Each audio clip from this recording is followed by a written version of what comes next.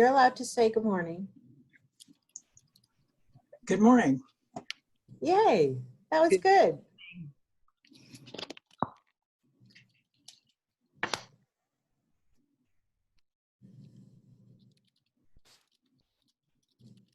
Good morning. This is Tom Kramer. Good to meet everybody. I'm recovering from a procedure, so I'm here from my world headquarters in my bed.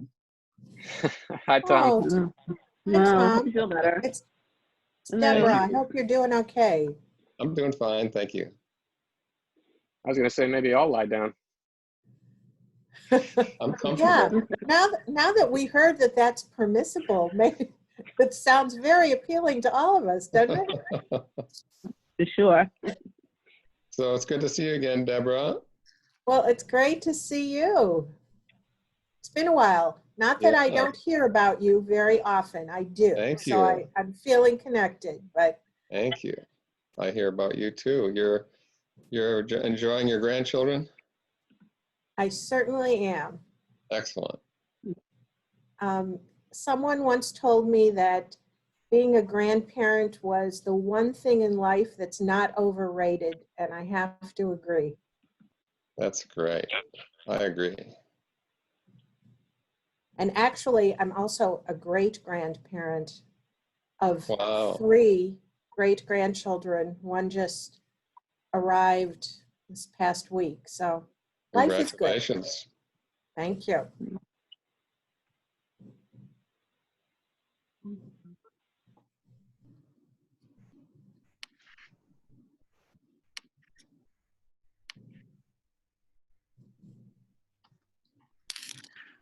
So I'm always challenged when we do these Zoom meetings and everybody is popping in, you know, do I do the tap dancing now and should we just do chit chat, or should I be officially welcoming everybody?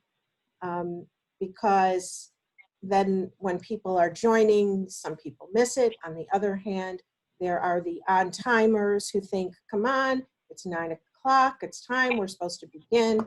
So I'm never sure what the right etiquette is. Since I'm talking, I know I will. Oh, go ahead. It's whatever your personality is, Deborah. Well, I've been trying to figure out exactly what my personality is for the last years, many more than I'd like to count.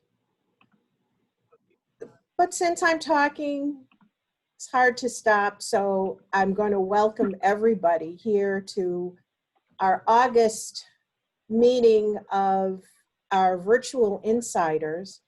I have to admit that I still miss seeing everybody's face around our conference table in Atlanta. At the same time, it makes me so happy to be able to see so many more faces than we could fit around our conference table in Atlanta. I get to see the Charlotte folks as well as those from the Dallas-Fort Worth area. So on thinking about the whole thing, I feel that it is that our virtual insiders have really proved to be of tremendous value, and I'm really glad that y'all joined us and we're able to continue. So our topics of new business development continues to present.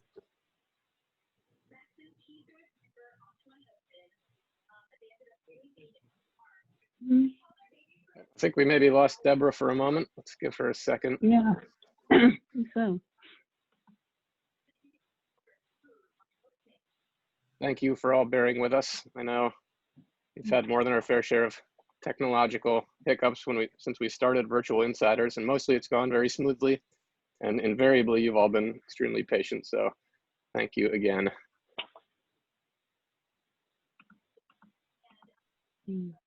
I know it's funny, I've been preparing insiders presentations for several years, but until we went virtual, I've never actually participated in an insider session. So this has been a new and sort of exciting challenge for me. it's ironic because I know Insiders for years has been founded on the idea that people should be able to be face-to-face and interact with each other and learn from each other. So it's a different way of doing that, but I think we found a good format. And actually with that, I think I'm just gonna get the presentation started. Before I do, I'm just gonna take the liberty of muting everybody during the presentation portion of Insiders, just to keep things moving smoothly and given the large number of participants. So just bear with me for a moment and then I'll share my screen.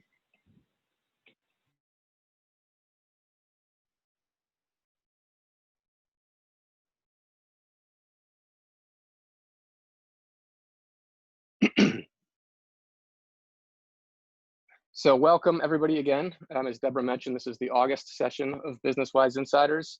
It's our 4th virtual session. And as I mentioned, it's almost sort of an oxymoron to say virtual insiders because the primary goal has always been to give attendees a chance to meet and learn from each other. Excuse me. So to try and capture as much of that personal magic as possible, at the end of the presentation, we'll split into breakout rooms where you'll have a chance to introduce yourself, ask questions, and offer any of your own insights on the topic. And if you do have a question during the presentation, you can either write it down and save it for the breakout session, or feel free to ask it in the chat window. And then during the breakout sessions, we'll try and discuss as many of those as possible. So today's topic is the new rules of lead generation, how to combine email and cold calling for smarter business development. And it's interesting, this presentation, when we first conceived of it, was actually about the new rules of cold calling. And we talked a lot about how to make cold calling more efficient, so you're making the most of your time, and how to use the opportunities when you are engaging with a prospect over the phone to add value. So you're actually engaging with them, giving them something that they care about, and giving them a reason to enter into a business relationship with you.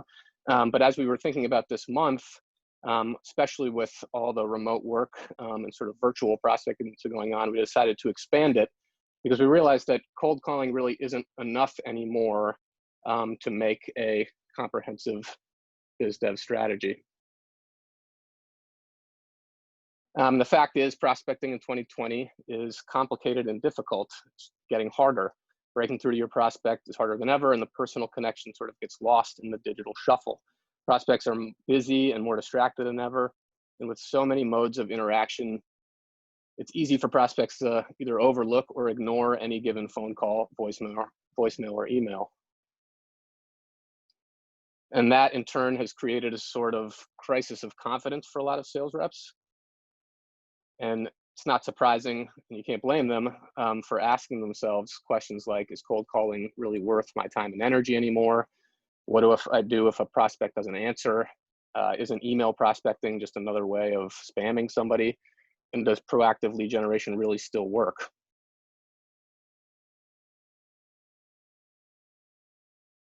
And luckily, the answer to all of those questions is a resounding yes, if you update your lead gen strategy to master the art of cold call efficiency, break through to your prospects by combining calling, voicemail, and email, using email automation to do the bulk of your prospecting for you, and we'll talk a lot about that later and in the breakout sessions, and setting appointments that lead to more sales. So that brings us to our first rule, which is to start with a good list. And as I mentioned, we're going to talk a lot today about prospecting efficiency. That is how to improve your prospecting workflow to ensure that you're spending time on your best prospects, and then tools that you can use to almost automatically make that strategy more efficient. And it's funny, with all the talk of technology to make prospecting more efficient, we've always found that by far the most efficient prospecting tool is, and that's more important than any improved cold calling script or an automation technology, is the list of prospects you're starting from. So if you think of the old rule as reaching out to as many prospects as you can, the new rule is to take the time to create a targeted list of your highest value prospects. And so many sales reps, I think, start from a position of defining efficiency as starting with a huge list and then trying to work their way through that list as quickly as possible. And part of that is because they don't want to take the time to craft a targeted list at the beginning. They almost think that time spent crafting a targeted list is time taken away from efficient prospecting. But it's really hard to overstate the efficiency gains you get when you start with a list of your best prospects. And those are the ones that stand to benefit from what you offer.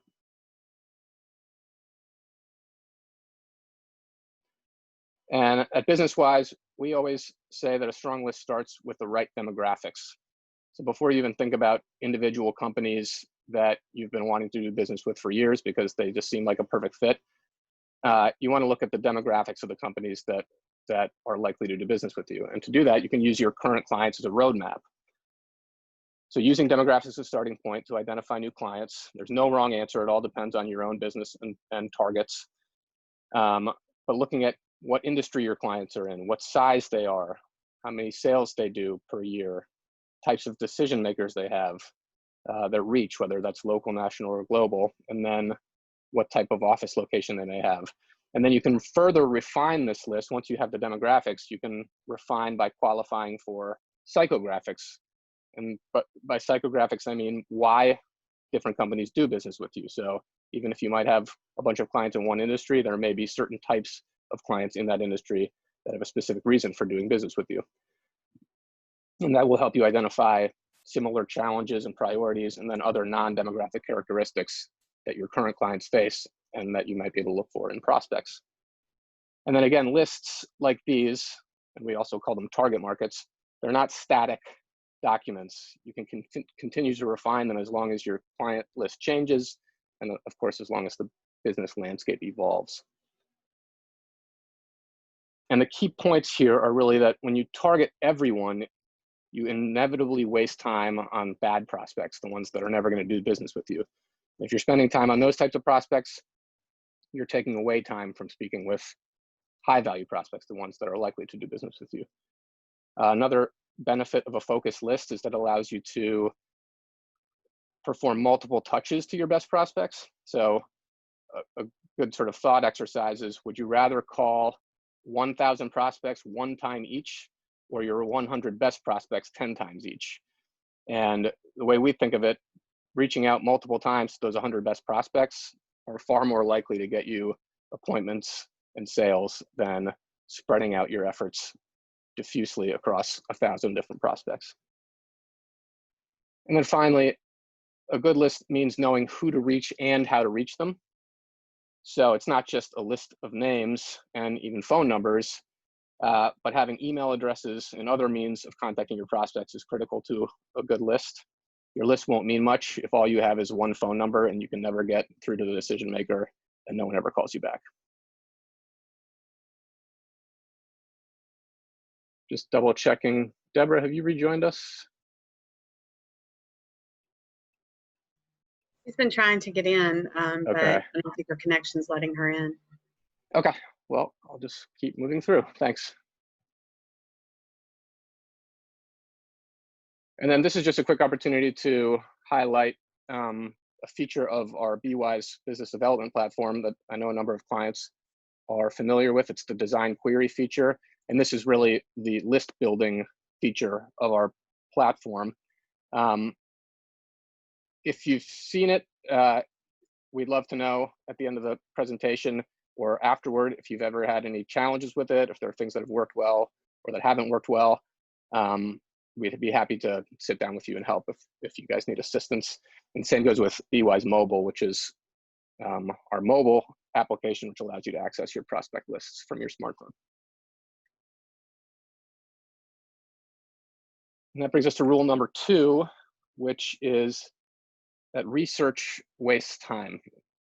This is sort of an odd thing to say, but if you think about the old rule as being to research your prospects thoroughly before you call or email them, our new rule is to profile your prospects according to categories in order to maximize efficiency.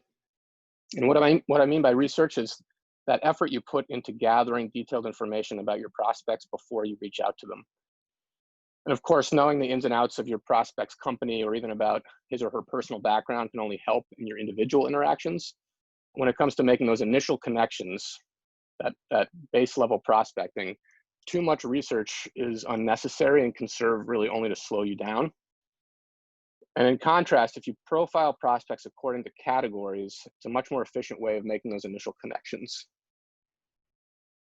So in the context of cold calling, this is particularly challenging because effective cold calling really requires you to block off time to make calls. And if you think of your cold calling time as finite, then when you cold call, you're on that clock, and your goal is to maximize the percentage of time you're actually spending to good prospects versus researching them. It's really a time management game.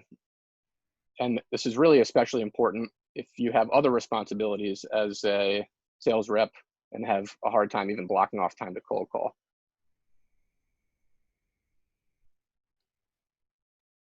And research aside, this is really all about efficiency. So your prospecting time, cold calling, email marketing, however you prospect is finite. You want to make the most of it. So during your cold call time, you want to be on the phone with your highest value prospects. And that's going to segue into our next rule, which is to power your prospecting with email. And we've really found in recent years that the most effective way to give your cold calling more structure and maximum value is to combine it with various email strategies in ways that create a really powerful 1-2 prospecting punch. So if you think of the old rule as a smart cold calling strategy is all I need for more leads and sales, the new rule is that most of your time, your prospects won't answer. So using voicemail and email is a key way to create robust lead gen in the current business environment. And like I mentioned at the beginning of the presentation, prospects are really, this is because prospects are really overstretched and distracted. They're not going to answer every or even most calls to people they don't know. But where cold calling reaches its limits, voicemail and email can carry you forward. So this slide illustrates different ways that you can combine voicemail and email for effective lead gen. So you have the prospect on the left saying, what if you can't reach me? The first step would be to come up with an effective voicemail script. And we have some great ideas for those. And we think of the voicemail script as basically a no excuses way to ensure that you're making that first touch to a prospect. You're not on the phone with a prospect, you can create a good script, rehearse it, and leave it consistently for the prospects who don't answer your calls. And then a key thing to do in your voicemail is to mention that you'll follow up by email. So following that up with a one-at-a-time email to your prospect gives him or her another way to respond. And then the third and most powerful way is through email prospecting, which is to enhance your cold call strategy with automated sequenced email campaigns that are continuously running sort of in the background of your prospecting strategy so that you're reaching prospects even when you're not actively sending one-off emails to them. And our clients may be familiar with this, but there are actually a couple ways you can use EWIS for this. In the prospect profile screen, you can send individual emails to decision makers at companies. And then we also offer automated email prospecting where we write your messages for you with your input and approval and oversee your campaigns so you can create a continuous stream of appointments. And the key points here, specifically with respect to automated email, is that it makes cold calling more efficient and effective. Particularly important in warming up cold calling. So if you have an automated email sequence and a prospect responds, that gives you automatically someone on your list who already knows who you are that you can then follow up with a cold call. Cold calling also reinforces the message in your emails. And then email prospecting allows you to prioritize your calling efforts to those higher level A prospects while your email automation still reaches the broader number of those second tier or B or C prospects that may well have a need, but that you simply don't have the time to call. With automated email prospecting, you're also guaranteed to be prospecting continuously. And this is really important for companies who have busy sales reps or sales reps who have dual roles who can't prospect every day, or even with businesses with long buying cycles, where if you don't happen to call someone just at the right time, you may not have another purchasing opportunity for your service for an extended period of time. So that constant drip, drip, drip of email automated messages ensures that you're reaching the maximum number of prospects at that right time. And then the third point here is that different prospects just have different styles. And I'm sure all of you have your own preferences about how you like to communicate. Some may be less willing to engage on the phone and more open to engaging in email, and vice versa. So that 1-2 punch of cold calling and email marketing really can diversify your prospecting.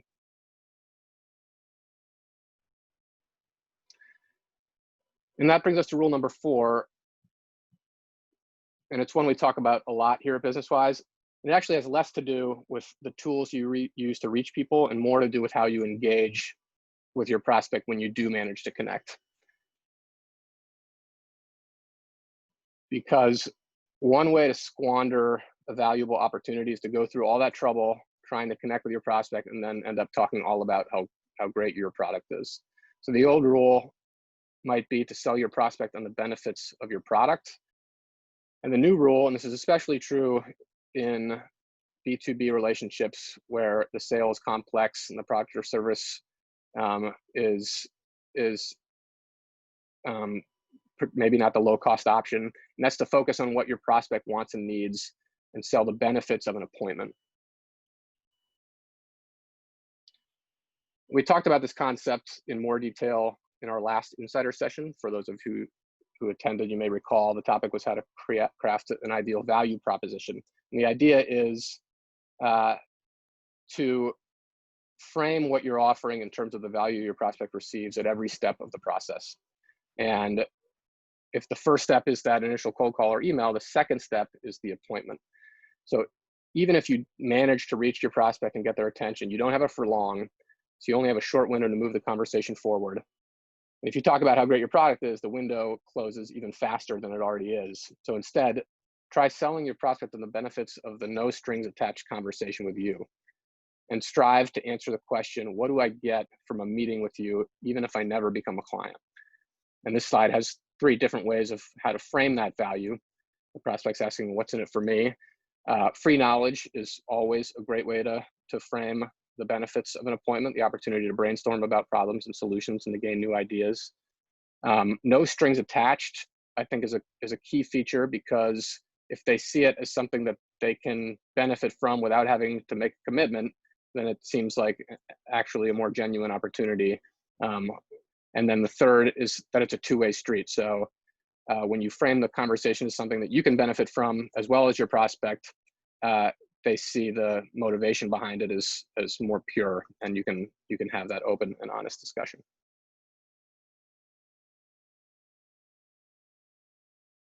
And then the key points here are just that prospects are focused on their own problems and priorities. And so when you come in with a lot of information about your own product or service or your own company, prospects are going to get bored pretty quickly, because that angle is not what they care about or how they look at addressing their challenges and priorities. Second, again, you're not going to close a complex B2B sale with a cold call or an email. So rather than focusing on that final step, think about it as a ladder where each step is you're trying to get to that next step rather than the final step. And that next step in the context of prospecting is that first time appointment. And that brings us to the end of the presentation. Thank you for bearing with me. I'm just gonna, has Deb joined us again, or oh, there she is. Deborah, do you wanna, hi, welcome back. Well, thank you. I try not to miss my own parties, but apparently the computer internet elves didn't want me to join completely. So I'm glad to be back, and I just want to reinforce what you were saying, Sam, particularly in terms of the preparation idea. When you're on the phone, you need to be on the phone with your prospecting process, and the preparation all needs to happen beforehand. So you have to spend a lot of time making sure your target market is right. You want to be practicing many of the ideas that Sam, you talked about this morning, and you want to practice them not on your best prospects, but practice them with your colleagues or maybe with somebody you meet today in the breakout session. You want to practice those skills beforehand because you're going to do a lot better than practicing on your best prospect. And certainly, when we started 40 years ago, the mantra was that information is power. I think what we have now is a proliferation of information, much of which we can't trust, and it bombards us and drives us crazy. What we're looking for is trustworthy information or data that you can trust. And I think that that makes a big difference in your prospecting calls or your emails to your prospects. So you need to take the time before you get on the phone to make sure that the folks that you're calling are the center of your target market. Thank you, Deborah. And I know we'll talk a lot more about this in the breakout rooms. So in just a minute, I'm going to split us up into breakout rooms. We're going to have our own biz dev experts from our 3 markets, Atlanta, Dallas, Charlotte, in each room to help the discussion. You're going to be able to unmute yourself, but if you could please just wait a moment. I'm going to make sure that we have our team members assigned to the correct rooms, and I'm just going to pop in and introduce our moderators, and we'll go from there. And thank you again, everybody. We'll see you in the rooms. Thanks, Sam.